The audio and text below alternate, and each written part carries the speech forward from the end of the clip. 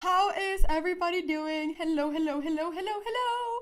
For the people that do not know, I am right now playing in Reykjavik Open, which is in Iceland. Reykjavik is the capital of Iceland. So I am right now playing an over-the-board tournament, which is super big and super strong. There's like 280 people that are playing, and there's a lot of really strong grandmasters who are here. Today I was playing against 2373 rated opponent. He was an international master from France.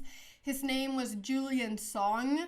Alright guys, so I'm gonna show you the game and show you everything that I was thinking. We are gonna together react to what the engine says. Okay guys, I played d4 and my opponent went knight f6, and I thought he might play the Benko because I've seen him play the Benko a couple of times. But c4, he went e6 in this position, and you know, guys, I love playing against an IMSO, but I also know that the line that I play against an IMSO, it's risky because you need to know like 30 moves of theory. I don't know if it was expecting me to go knight c3 or not. I typically go for this, but I went knight f3 just to avoid the IMSO. If he goes bishop b4 check now, then I can just go bishop d2, and there's no knight being pinned or anything. But, you know, I got surprised. My opponent went b6. And I was like, what is happening over here? I mean, a part of me was happy because I like playing against this kind of things. But yeah, I mean, I guess that the idea of going first knight f6 and then knight f3 is because this knight is a little bit clumsy now. And actually in these kind of structures, you typically prefer going e3, bishop d3, f3, knight e2. I think my knight is a little bit clumsy here. Typically, I want to be able to push f3. So I guess that's the idea of like, you know, first going knight f6 and just like having me go knight here and then go b6. I don't know if you had to prepare this. And then I went knight c3. I felt like it just made sense to like bring all my knights out. This knight is, you know, always going to be going here. The knight doesn't want to go here when we played c4. The knight just, you know, wants to look at all these squares. So I knew that this knight was going to go here. So I just play this. And then I think I went bishop b7. I have the game over here. Yeah, bishop b7. And I went bishop g5. I wanted to go e3 soon. And I just didn't want my bishop to be blocked here. And I felt like this kind of, you know, this pin might get annoying. I mean, at some point I may have time to go e4, maybe. And then they went h6. And this, guys, this is when my thinking started. And the reason for why my thinking started over here is because I wasn't sure if I wanted to go bishop h4 or bishop takes f6. The idea of going bishop takes f6 was after queen takes f6, I wanted to go e4. And I wasn't sure how this was after bishop b4. And actually, yeah, it seems to be relatively equal after something like bishop d3. So I was kind of analyzing this actually. Time format, it's classical. So the time control is 1 hour 30 minutes for each player, plus 30-second increment per move, plus 30 minutes at move 40. So you get increment at move 40. So yeah, I wasn't really sure if I wanted to take there or not. I decided going for more Anna Cramling style of doing things and go bishop h4. My opponent went bishop b4 with the same idea of pinning the knight. And after bishop b4, I mean, I just thought that I probably just need to like start developing. So I went e3 here, I believe. Yeah, I went e3, which is fine. Just start developing and castling and stuff. And then they took here. And I was actually a bit surprised when they took here. I thought that my opponent might go g5, bishop g3, and knight e4. And I just thought, I didn't know how this was. I thought this was unclear. Now, if we play this, maybe I can go like queen c2 and... yeah, I didn't really know. I mean, the issue here, I guess, is also that at some point there's going to be like h5, h4 that's going to start like pushing. And if I ever go like h3 to like stop my bishop from being trapped, to get, you know, a little bit of air or something, then what happens is that knight can take the bishop and my pawn structure becomes really bad. My pawns become really weak. All of them. Obviously, the downside for black is that, you know, castling kingside is going to be a lot harder, and castling queenside isn't always favorable for black either, because I might have some quick, you know, attack after c5, bishop up, whatever. So this definitely becomes risky for both sides. Even if the engine is saying that this is balanced, this is definitely a kind of riskier position. What happened was that he took here just to destroy my pawn structure, which also makes sense, but I like playing with the bishop. So when the bishop was gone, I was like, yes, give me that bishop pair, Julian. I was kind of happy. It's a b takes c3, and let's see, what did he do after that? Oh, he went d6, which makes sense. I mean, the idea here is always for black to go e5. That is like the way that black needs to break the center.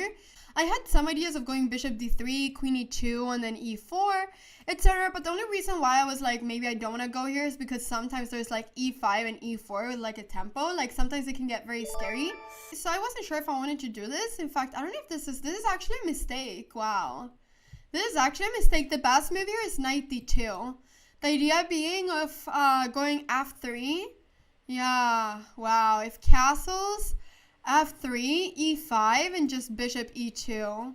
Yeah, this makes sense. This is actually a best way of playing it. Yeah, but yeah, so this is actually a mistake, bishop d3. Okay, he actually went knight d7 over here, I believe. And then I castled. So he castled as well. And in this position, I was trying to come up with a plan, and I'm actually pretty happy with the plan that I came up with. I went knight d2, which I think is like the move you always want to do. But yeah, the idea of knight d2 was basically just that I wanted this knight to be somewhere else. And I also did not want to go, I wanted to prepare e4, and I didn't want to go queen e2 because I felt like my queen was clumsy here. Like, I just thought that like if the rook ever comes over here, like, I don't know, e5, e4, I felt like the queen and the rook being on the same file wouldn't be great. And I couldn't really go queen c2 because then this one was hanging. And I didn't want to go rook e1 because I thought that I might want to go f3 or f4. And then I wanted the rook to be on f1 and not e1. And he went e5, which, you know, makes a lot of sense. This is the plan typically for black, to go e5 and just, you know, just try to break the center, right? So the ideas that I had here, I had the idea of going f4. I had this idea for a long time. But I want to see if f4 is good or if it's horrible. Actually, f4 is not bad. Wow, the engine likes it. The engine likes it. I should have gone f4. So basically the idea of f4 is that they cannot go e4 in this position, because if they go e4, then I can just take the pawn with anything because the knight is pinned. I'm also with f4 stopping g5 forever. So g5 is never going to be an issue. And the reason actually why I didn't do it was because I also like wanted to be able to take with the rook. Like, I wasn't sure if I wanted to take with the pawn or rook. It made sense for me to take with the pawn because then, like, I'll be able maybe to go d5 and I'll be able to hold this square forever. But a part of me also wanted to take with the rook. I wasn't really sure, but I couldn't take with the rook now because if I went rook takes f4, there's g5, which, you know, just loses a piece for me. So I was, like, calculating, like, bishop takes f6, queen takes f6, and rook takes f4. I was calculating all this, and I was thinking, like, maybe queen e7, e4. So I was thinking about this during the game, but I wasn't sure what happened after f5. Like, I saw this position in my head, and I thought this was a bit unclear, because I can't push e5, and I thought that if I go d5, then this knight will have a really great square over here. So I just left it at this being very unclear, and I didn't really want to enter this position. f4 is really fine. If e takes, I just need to take back with the e pawn, and this is completely fine actually for me. So instead I went for another move, which I'm really not sure about either, but I thought it looked kind of funny, which is bishop e4. And okay, all right, okay. I thought that if bishop takes and knight takes, I thought that then f4 would be better prepared. And guys, by the way, I am not blundering a piece. There's two pieces that are attacking this, but the knight is pinned. And if g5 in this position to unpin the knight, I can take on b7, and this is probably winning for me. But he went queen c8 because he wanted to offend the bishop. And then I went bishop f5, and I'm pretty happy with this move. I thought that this move was kind of funny because it was basically like tying all of his pieces together. So, you know, his knight couldn't move, this knight couldn't move. Everything was kind of tied. And I actually talked to him after the game, and he said that he actually missed bishop f5 and that he thought this was a good move. In this position, I'm threatening to go bishop takes f6. The idea being that he cannot take back with the knight because the queen is hanging, so he needs to take back with the g pawn, and that would just immediately, you know, the idea the whole time was basically that, you know, I have this idea the whole time. And this is at least a draw. I was like, there's probably more than a draw, but there's at least a draw here. This is actually like +8, so this is like super winning. So yes, I went bishop f5, just trying to like tie everything, and he went queen e8. And here I took a long thing. I wasn't sure if I should play rook b1 first, or if I should play something else. And once again, I wasn't sure if now was the time to like go f3 or f4. But I ended up going c5. This was the move that I did. The idea is that they cannot take with the knight, so they will have to get their double pawns. And I thought that if pawn takes, pawn takes, pawn takes, I was thinking in this position of going, I think knight b3 or queen a4 or rook b1. I thought just at this position was kind of interesting. This pawn being a bit weak. What happens if knight b3 actually? Is this a mistake? I thought that I could take here. Am I crazy? I thought I could take here. Why can I not take here? I missed this move. Da da da da da da. I missed this move in my whole analysis. I didn't see this. This is the only move that because if g takes f6, it's a draw. There's just a draw. That's the difference between taking with the d pawn or the b pawn. If they took with the b pawn over here, then there isn't the same thing, because if takes and knight takes, now I have bishop takes f6, and after g takes f6, I have queen g4 check.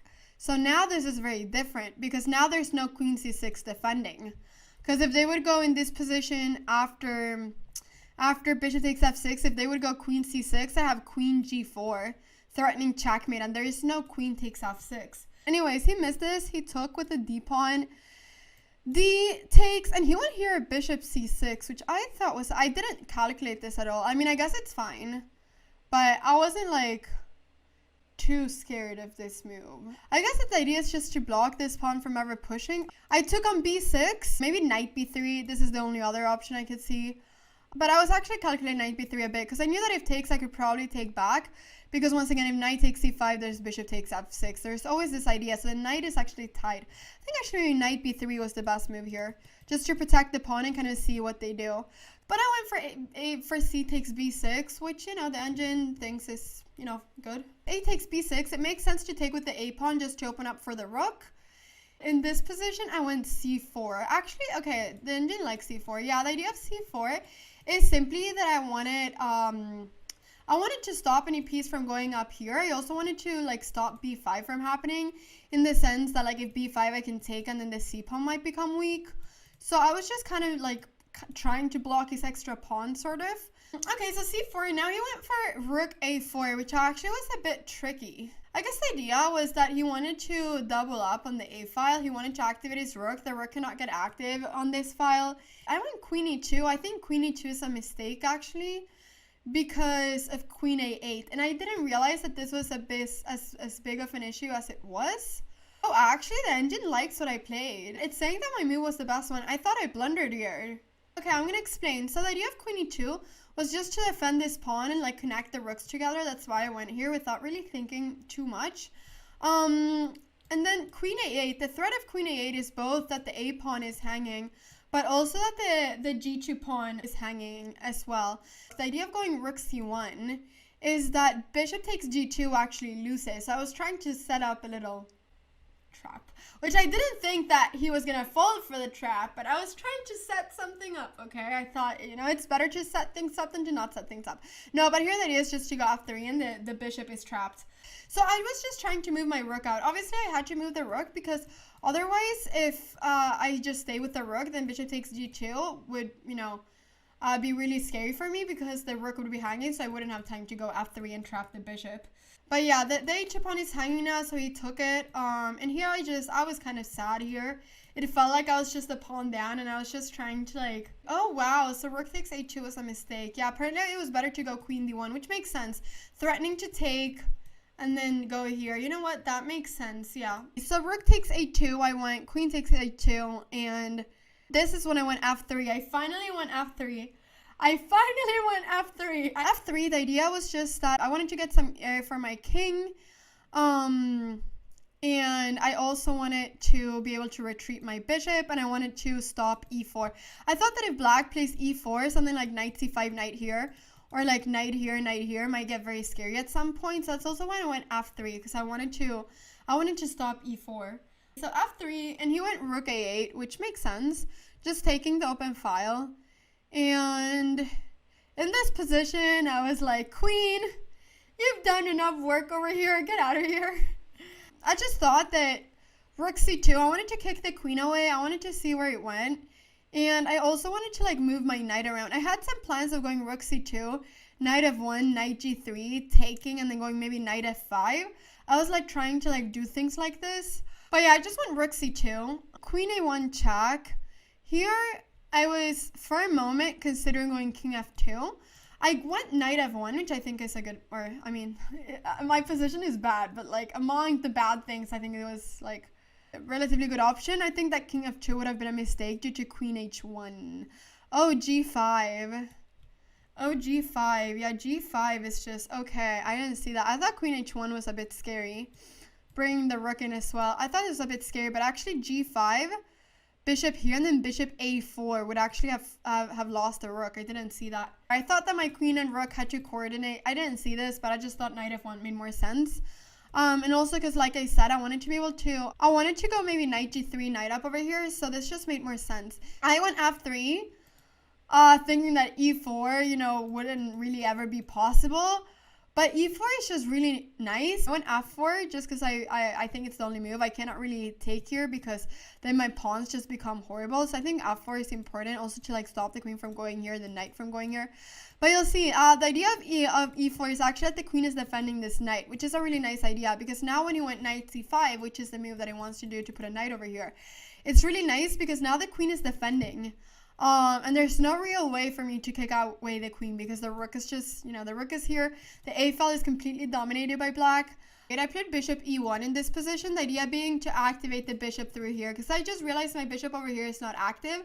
So I went bishop e1, just trying to go bishop c3, attacking the queen and attacking this knight at the same time.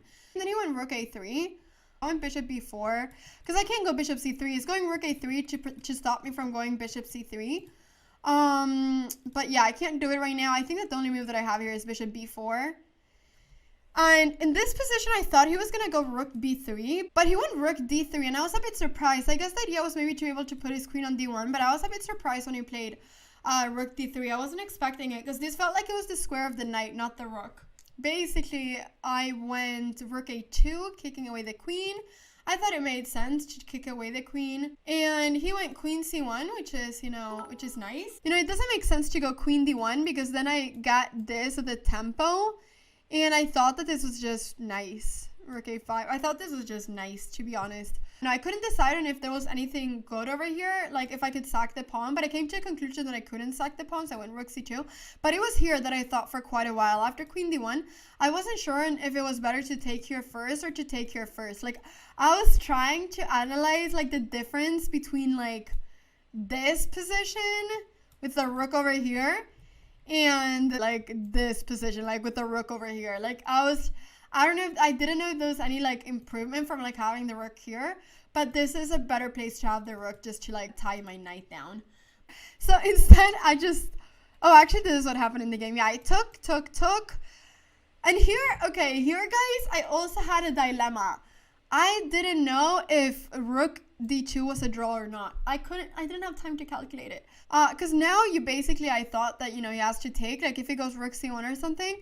I don't know, I felt like this looked very scary. But I can take here because then if bishop takes, I can go rook takes knight. And this is hanging.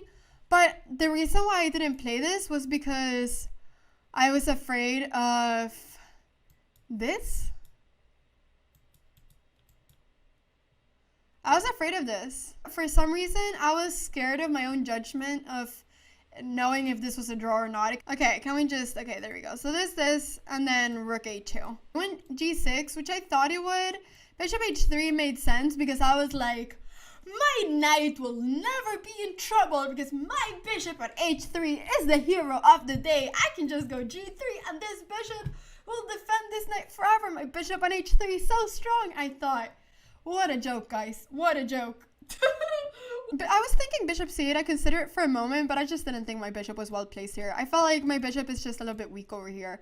This bishop is not going to b7 anyways, and I just didn't like it. I thought the bishop was better here because it would defend that knight. But yeah, so bishop h3. He went king g7, and I think this is a mistake because I literally just went rook a5, and I was like, my opponent said that he actually like completely missed this. He said this after the game. So knight e8 was played. The idea of knight e8 is just to defend this pawn. I took on c5 as fast as I could, and he went bishop a4, which makes sense to activate his bishop. King f2 is such a natural move, and I feel like I should see it, but I was just like, oh, he missed this, because I was like so sure that he had blundered this pawn, which he had. He had like not seen this idea, and I was like, he has blundered this pawn. Probably it's just blundered the whole game. I'm just gonna take another pawn and be in this endgame, you know, pawn up. King f2 made sense. I wanted to go king f2. The reason why I didn't go king f2 was because I was afraid of rook c1. And I thought that this pawn was gonna be pretty weak. And I thought if knight d2, that rook c2 was scary, which is not because I have king e1. But in the game, I thought it looked a bit scary. And I thought bishop b3, and I thought that this pawn was just going to be lost. So I honestly, in this position, thought I was winning a pawn. I thought rook e5 was just winning a pawn. I just missed the tactic.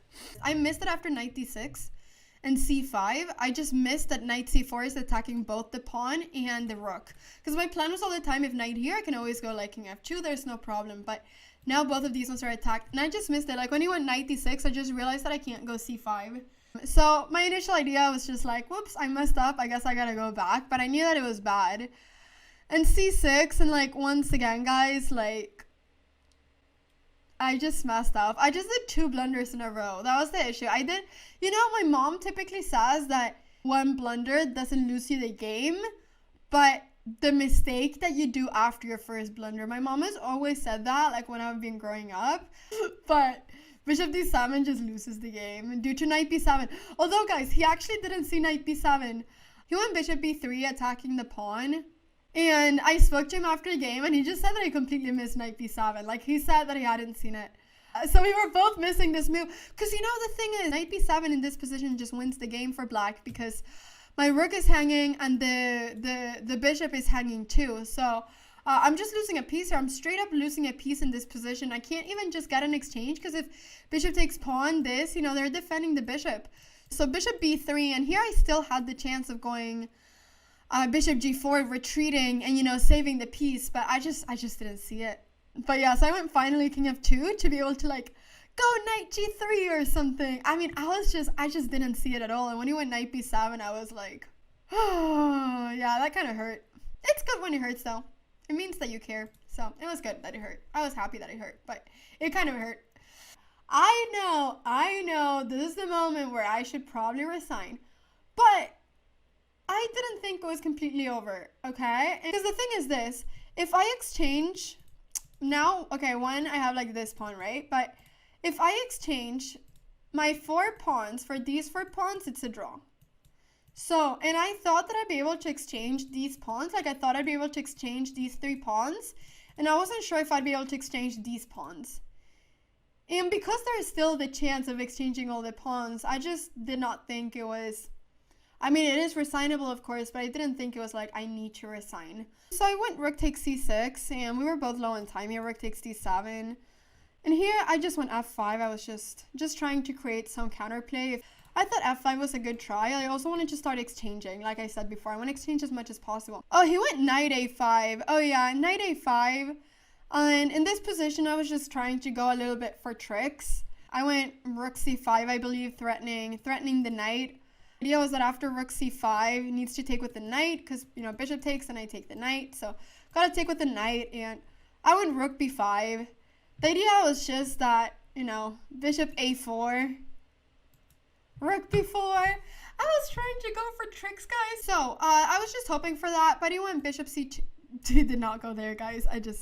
He went bishop c2, which, you know, makes sense. So bishop c2, and the idea of bishop c2 is just to go bishop d3.